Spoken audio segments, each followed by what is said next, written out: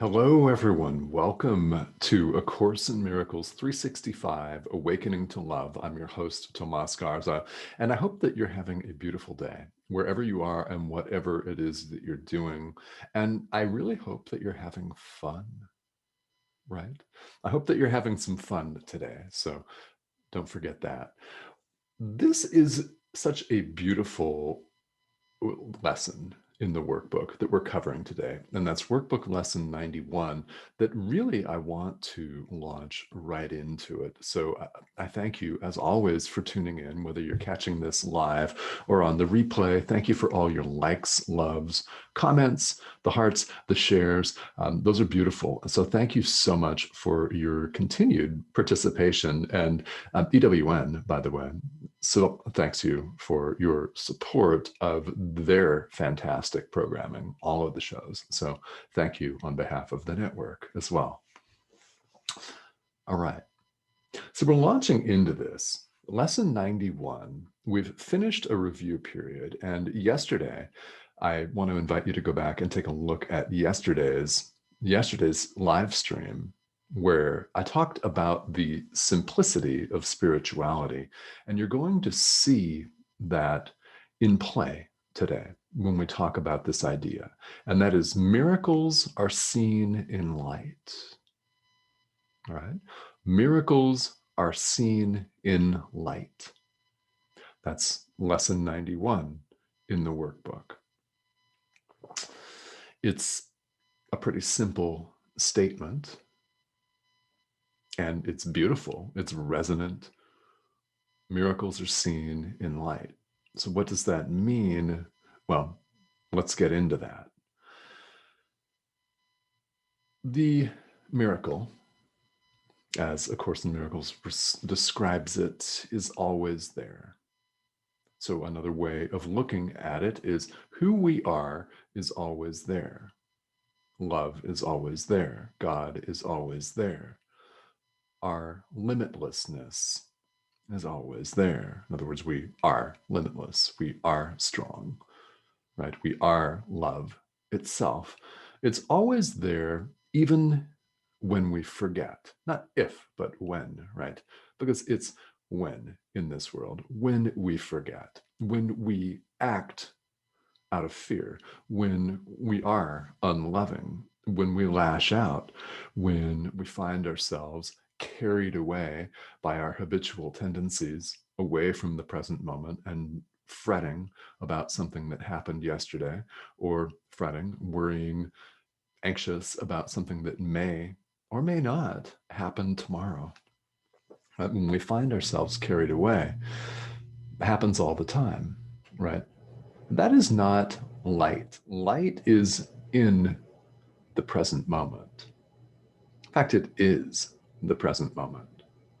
This is why spiritual traditions emphasize the present moment so much. That's why it's become a pop culture saying from the movies to live in the now, dude, right? When people are saying live in the now, they mean let's bring ourselves back to the present, the only moment that we actually have. And it is the only one that we have. And it is where light is. Now, the light has never gone anywhere. When we're carried away, we're in darkness. And it may not feel like it's dark. It may not feel heavy or oppressive or like drudgery to you. But when we take ourselves away from the present, it is darkness. It's confusion. In fact, according to the Course, it's the very definition of confusion. As we're running around, dazed and confused, just like the song, and afraid, really afraid. This is the world in which we live. We inhabit this. We define and defend our personal territory. And we don't even, a lot of the time, entertain the idea that miracles exist. In fact, they've never gone away. Only our attention has wandered.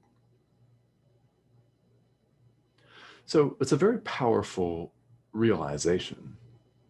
And when that dawns on a person, on a spiritual practitioner, it's a beautiful moment. Because with the responsibility of knowing that we're in control comes a tremendous release.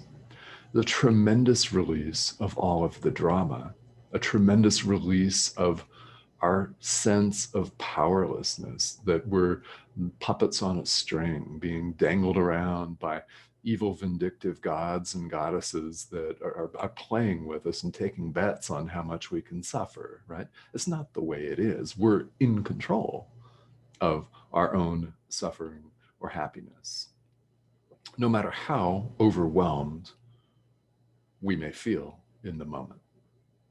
What A Course presents is quite simple. It's truth with a capital T, which is common to every spiritual tradition in the world. It underlies it. That's one of the beautiful things about the time that we live in, the 21st century. There are far more people who are willing to entertain the universality of spirituality. All of the commonalities that underlie all of the world's great religions, all of the world's spiritual traditions. There's a source, capital S, of that. That's the way that truth has always been.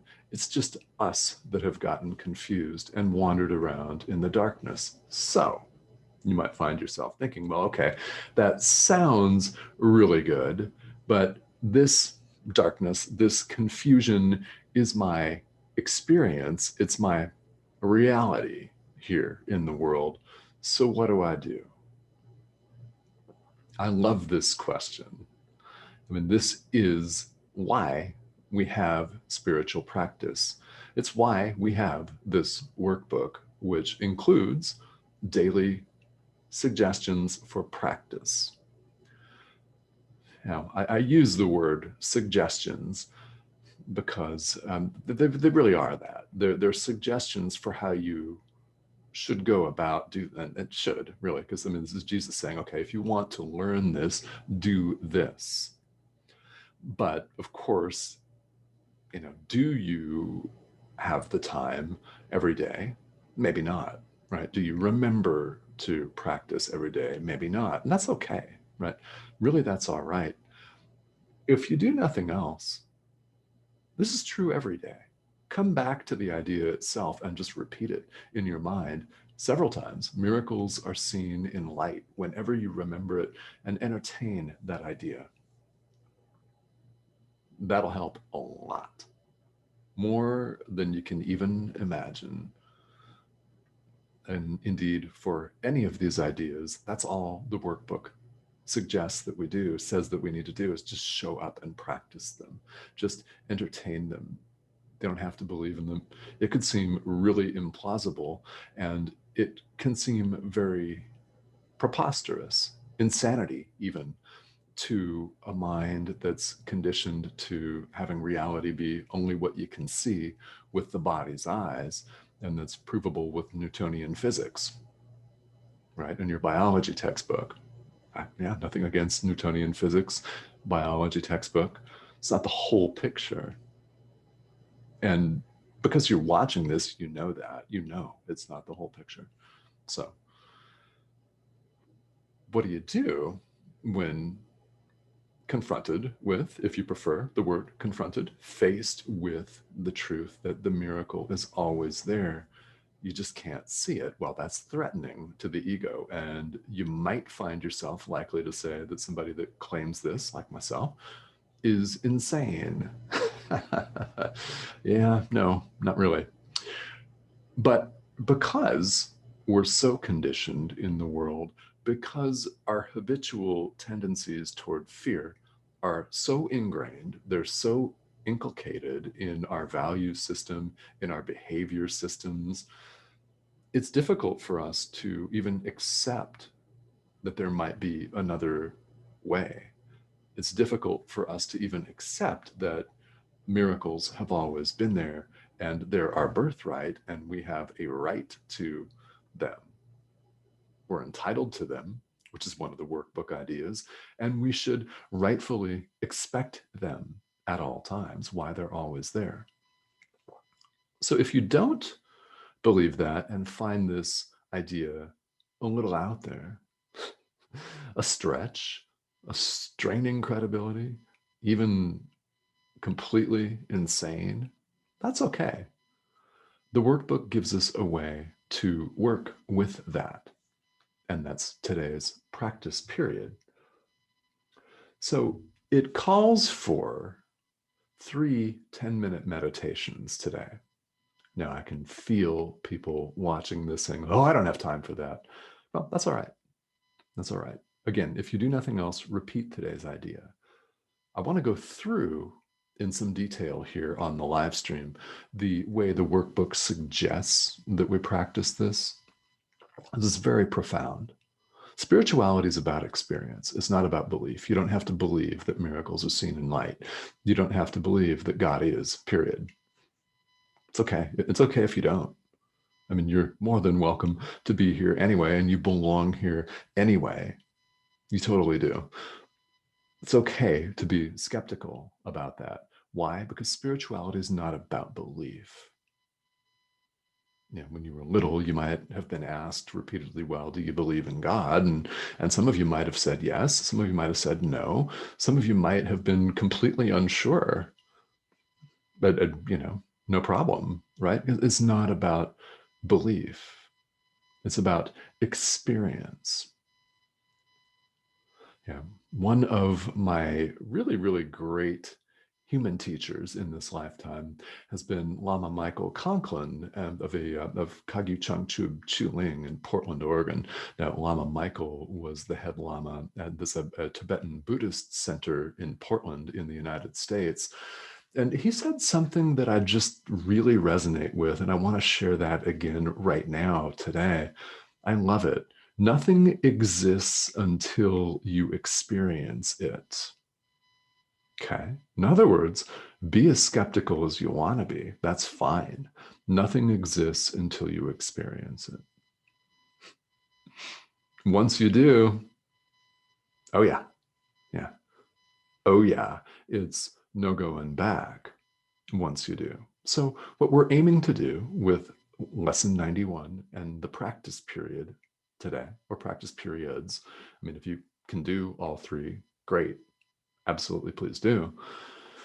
We're aiming to reach the truth of who we really are. Nothing more and absolutely nothing less, because nothing less will do. You deserve nothing less than the experience of who you really are. You deserve nothing less than the peace of God, your birthright, who you are. So it's waiting for you to experience it and claim it. This is a meditation in lesson 91 where we start off and we recite very, very simply, miracles are seen in light. The body's eyes do not perceive the light, but I am not a body. What am I? All right. Let me repeat that last line again. I am not a body. What am I? You are not a body. This is an idea that is deeply threatening to the ego, which of course identifies us as a body. And that's how we run around leading our lives. It's not who we are. And A Course in Miracles just beautifully and truly and succinctly comes right out and says it. We'll meet this idea again later on in the workbook. I am not a body. So how do you drop your disbelief in that? Well, you experience that you're not. Nothing exists until you experience it. Once you experience the fact that who you are is not at all dependent on anything external, including the body, once you experience that, you'll know there's no going back. So we recite miracles are seen in light. The body's eyes do not perceive the light, but I am not a body. What am I? I think you know. Do you not? Yeah, I think you know. Let's just have you experience this. Now, this calls for a meditation of several minutes, which I won't do here on the live in the interest of time. But the practice has us sit with this and make an effort to reach our real strength. And there are statements that you could utter to yourself. You don't have to say them out loud. They can be done internally. I am not weak, but strong. I am not hate, but love. I am not limited, but limitless, and so on and so on. I am not doubtful, but certain. A reassertion of who you are. I say reassertion because the truth of this does penetrate deep down. It does resonate with all of us. That's why we're seeking. That's why we're seeking. We're getting back to who we really are. So when you hear people talk about spirituality as an unlearning, as peeling away layers of an onion, that's exactly what it is. We're training ourselves to let go. We're training ourselves to drop the conditioning that has run the show the whole time, that has governed every interaction that we've had in any form. All of it based on the simple mistake, and it's just a mistake, that we are the ego, running around in the ego's temple, the physical body.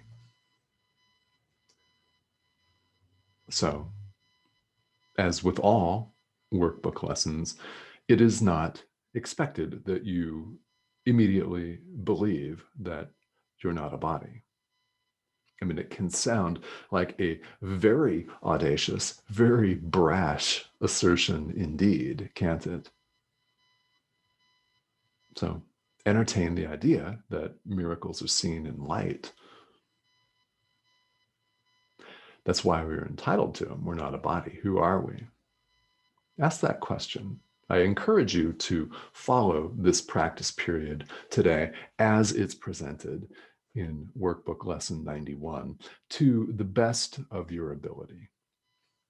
Now, A Course in Miracles attracts people, doesn't it? And people fall away from it, right? Have you ever started the workbook and put it down for one reason or another? It's very common. It's very common. Why? It gives us something to do. Why? Because our minds are undisciplined, and meditation, spiritual practice, prayer, devotionals, workbook lessons in A Course in Miracles are practices to help us train the mind, which we need to do. We need to do that. And it's a beautiful thing to have a tranquil mind. It's, as the Course says, not a small gift. A tranquil mind is not a small gift. So we practice and we reach for the experience, the direct, beyond words experience of who we really are. But we've got to ask the question, what am I? Or who am I, if you prefer? I like them both. So ask that. Ask that today. I invite you. I invite you. It's always an invitation to simplicity. That's what spirituality is all about. That's what peeling away layers of an onion is all about. That's what lifting a veil is all about. That's what parting the clouds is all about. Whatever visual metaphor you choose to use, that's what it's all about. is cutting through all the drama, all of the layers. Now, if you prefer, as I do in common parlance, to insert another word for drama, then by all means, please do that. Cutting through the, yeah, I mean, let's cut that, shall we? Because it's really getting in our way, isn't it? The drama is getting in our way. It impedes us. It prevents us from lifting the veil. It makes us not want to lift the veil. It makes us not want to walk through a fog bank of cloud because it seems big and scary and cold and wet and imposing.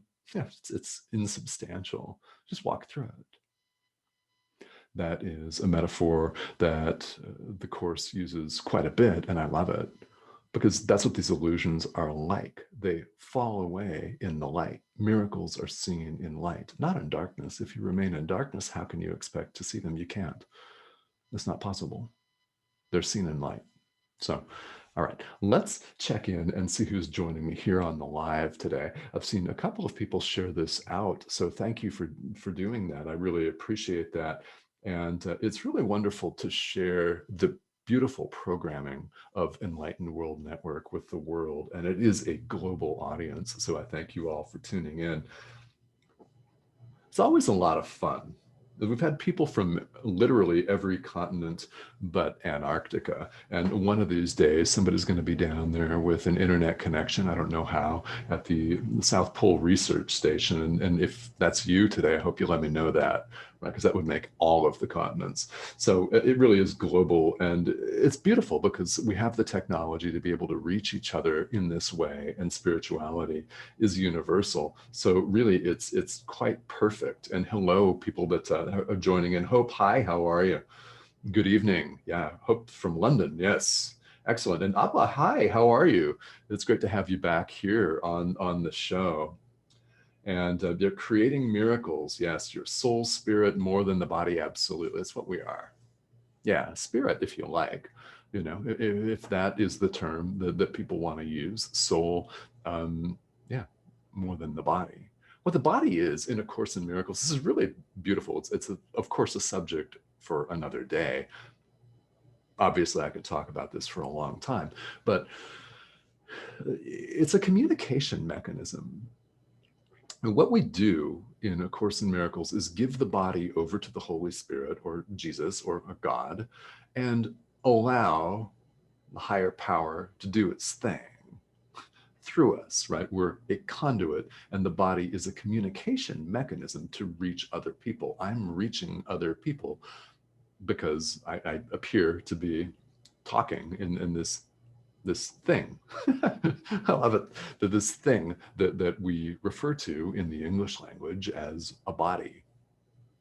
Yeah, I mean, every language has a term for it. The ego thinks it is who you are. It's not who you are. It's a communication mechanism so we can reach other people. And it's necessary here in the world. So that's a beautiful thing. It's a beautiful thing that we're not that. And it's a beautiful thing that we have all these tools at our disposal and the ability to reach each other. That's amazing. Absolutely amazing. I love that. Lori, hi, how are you? Thank you for joining in here. Yes. Now, Abla, I love this comment, and I'd like to read it here. If you're still here, thank you for sending this comment. When I asked who I am in meditation, I cried so much, realizing we are love. Yeah. Yeah, and I love that. I love that it moved you to the point of tears, that you cried so much. Yeah, I remember there've been a couple of different times in my own spiritual practice with different modalities where I hit upon kind of the truth of who we really are and just cried for days. Um, at one time, my wife Cindy, who was then my girlfriend, was away for a couple of days at a yoga teacher training, and I just entered upon the truth of who we really are, and that was 2 days of just solid crying, and I wasn't even sad. So yeah, I can totally relate to that. I love that. So thank you for leaving that comment. That's really beautiful. And yeah, Abba lives in Nottingham, UK. Okay, very cool. All right, I love it. Thank you all for tuning in, and good evening to you. It's 10:27 here in Arizona, in well, the Mountain Standard Time in North America. So yeah, it's great that we have a global crew on here. All right, so if you have further comments, if you have further questions, feel welcome to please type them into the comments, and I will look at them from time to time today. And tomorrow we're going to continue on in the workbook for students. Each day presents a beautiful idea. And then there are some suggestions for practice. And as always, I'll fill it in with my own experience. And you're welcome to do the same in the comments. So thank you all for tuning in. And I will see you all back here on Enlightened World Network tomorrow. Have a great day.